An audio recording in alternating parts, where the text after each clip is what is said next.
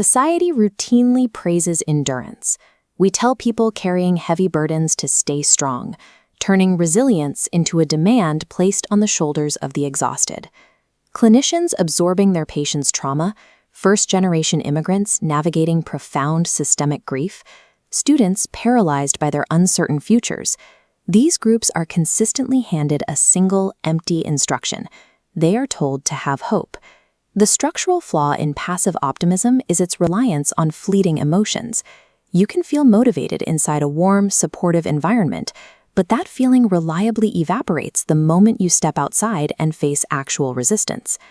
Demanding this level of endurance without providing a structural framework forces the individual to bridge the gap with pure effort, depleting their remaining reserves.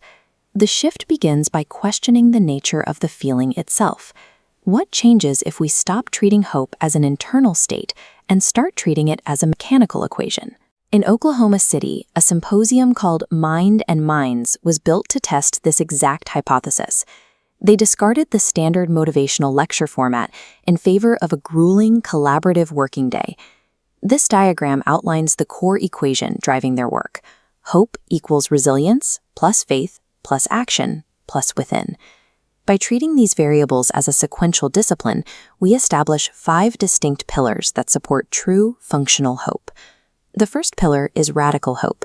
It requires the active, daily discipline of operating as though the future is entirely open, even when all current evidence suggests otherwise.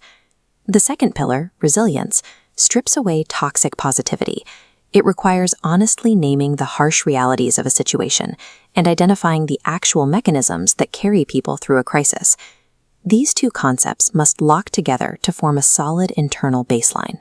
You have to stabilize your psychological foundation before you can begin to engage with any external systems or communities. Without the brutal honesty provided by the second pillar, the radical action of the first devolves into pure delusion. Once the baseline is set, the third pillar, human agency, focuses on the recovery of choice.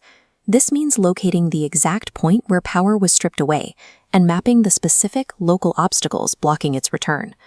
The fourth pillar, belonging, is best understood by its inverse, isolation.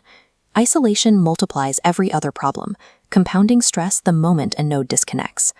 Belonging intervenes by deliberately mixing isolated demographics, clinicians, faith leaders, immigrants, into one room, distributing the weight. You cannot reclaim agency in a vacuum. Dismantling systemic obstacles requires a cross-disciplinary, interconnected network, sharing resources in real time. The entire framework ultimately relies on the fifth pillar, actionable